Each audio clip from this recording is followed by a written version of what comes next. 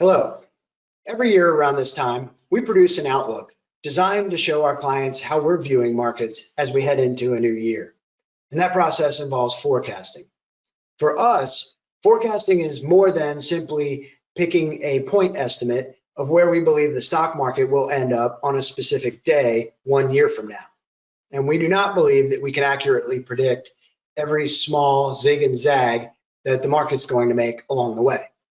Instead, we try very hard to evaluate the underlying condition of the economy and the investment markets, acknowledging that there will always be a degree of uncertainty in every forecast. Clearly, one does not need to look back very far to find a perfect example of a time when unforeseen events can dramatically alter the state of things. See 2020. Nevertheless, there is value in developing an outlook because it allows us to develop a baseline from which to work, knowing full well that we'll likely find ourselves at some point in the year adjusting that outlook as events unfold throughout the year. In this video, we'll begin by talking about how things are currently trending. It's always important to identify trend.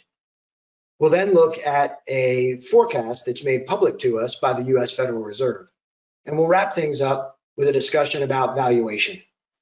How expensive or cheap is the stock market already? With that in mind, Bob, would you like to begin by discussing how things are currently trending? Thanks, Adam. The first thing that we do when we develop our economic forecast is look at what the current economic trends are that we are seeing. Where is the U.S. today, and in what direction does it appear to be moving? And in that regard, the U.S. economy appears to be moving in the right direction, admittedly coming off the economic challenges that we saw in 2020 as a result of the pandemic. Now, what you see here are a couple charts related to economic growth in the U.S. The chart on the left shows quarterly economic growth for the past few quarters, as well as projections for the next couple of quarters. And the chart on the right shows the projections for economic growth for 2020 as well as 2021. And when we look at these charts, a couple of things really jump out at us. The first is that it appears that we had what's known as a V-shaped recovery. You may have heard that term V-shaped economic recovery, and all that means is that we had a very sharp decline. In this case, it was in the second quarter where economic growth was down over 31%, followed by an immediate economic recovery. In this case, in the third quarter, where growth exceeded 33%. Current projections call for economic growth of around 4.5% in the fourth quarter. And if indeed that materializes, then for the full year 2020, the U.S. will see an economic decline of around 3.6 or 6% or so.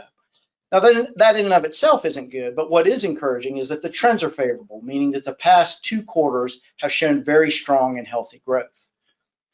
The second thing that jumps out to us is that economic growth is decelerating. Now, certainly we wouldn't expect the 33% growth of the third quarter to be sustainable, nor for that matter, the 4.5% growth of the fourth quarter. But what's currently called for is economic growth of only 2.5% in the first quarter of next year.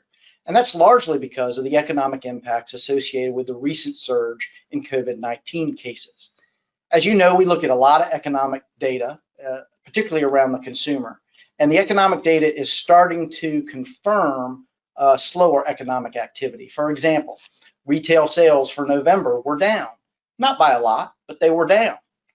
Consumer confidence, which had been trending up for the past few months, consumer confidence for December just came out, and it actually fell back to the levels last seen in August. Why? Largely because of the present concerns based on the surge in COVID-19 cases. So all that reaffirms that we likely will see a deceleration of growth early in 2021. Now, for the full year 2021, the economic outlook is good. Current economist projections call for around 4% growth as the vaccine is more broadly distributed, and certainly it will be helped that Congress just passed an additional fiscal stimulus package. So the current outlook for the full year 2021 is positive. If indeed we do have 4% economic growth in 2021, that would be the best year of annual economic growth since 2000. So where are we at? The economic trends are favorable. Some deceleration in economic growth early in 2021, followed by an overall strong year in economic growth. So Adam, let me pass it back to you to talk about the next thing we look at in our forecast, the activity from the Federal Reserve. Okay. You may have heard the term dot plots. kicked around financial news media recently, if you have, this is what they're referring to. Within the Federal Reserve System is a subcommittee known as the Federal Open Market Committee, or FOMC. As part of the Fed's policy to be as transparent as possible with the investing public, the FOMC produces what they call forward-looking guidance, which essentially communicates where they believe certain short-term interest rates are going to be in the United States over the next few years, assuming that the economy continues on its current path. Each dot that you see here represents a member of the FOMC and their opinion about the cost of borrowing at a given time in the future. The important takeaway here is that the committee believes that it's very likely that interest rates will stay very low for at least the next few years, potentially on into 2023. Now, obviously, things could change. For example, we could experience higher than expected rates of inflation in the United States. And if we do, the committee will adjust their interest rate forecast accordingly. But it is helpful to know that the FOMC's base case is that borrowing costs for businesses and families are likely to remain low for some time.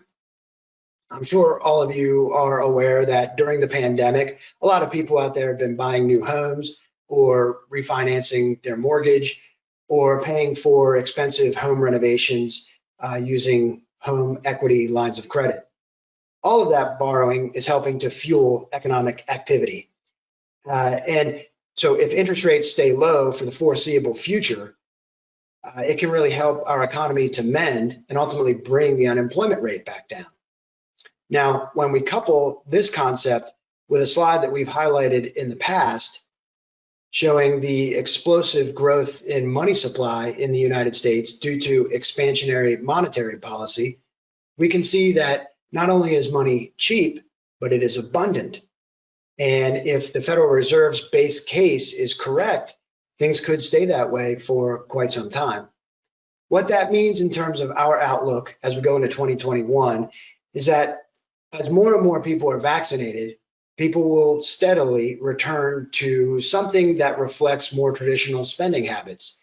And they're likely to do so into an economic environment that favors easy money.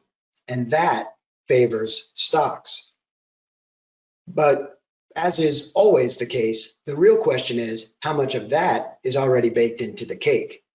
So that brings us to a conversation about valuation. Bob? Yeah, thanks, Adam. So we have economic trends that are favorable. We have a Federal Reserve that is very supportive of the U.S. economy. All of that is positive. So the next thing that we look at in preparing our outlook is valuation levels.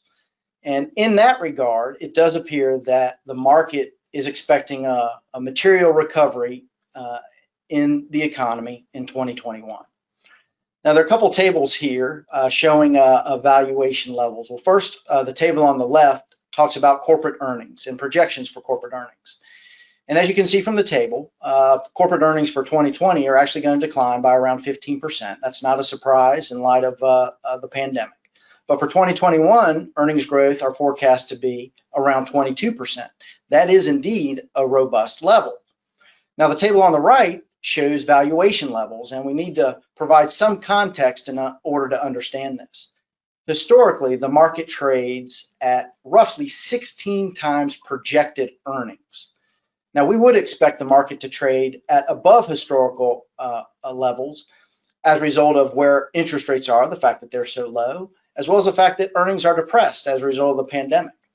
So where does valuation sit today? Well, as the table shows, we are currently trading at around 22 times projected earnings. That's pretty much on the high side based on historical norms. However, I don't say that to be alarmist at all. Putting that in context, before the tech bubble burst in 2000, the market was trading at over 29 times projected earnings. And even before 2008, 2009, the market was trading over 24 times projected earnings. So we're not at those levels. But what it does tell us is that the market is expecting good things to happen in 2021. And you know what? We're expecting good things to happen in 2021 as well. However, this does tell us that since we are at elevated levels relative to history, that market returns for 2021 will likely be subdued, likely be less than normal, only because we're starting at very high levels. That doesn't mean that the markets can't still go higher. Indeed, economic growth could be greater than 4%. Corporate earnings growth could be greater than 22%. So by all means, the market can still keep moving higher from here. But as we sit today, based on current forecasts, our expectations are that equity markets returns are going to be muted in 2021 as the market digests the moves that have already been made this year. So Adam, let me pass it back over to you to wrap it up. Okay, that's very good information. It's important to remember that this is our base case outlook. Anything and everything is subject to change. But dare I say, as we all exit 2020, some change can be a very good thing. On behalf of Investors Trust Company, we'd like to wish all of you a safe and healthy and happy new year. And we're very much looking forward to seeing you in person in 2021. Thank you. Thank you.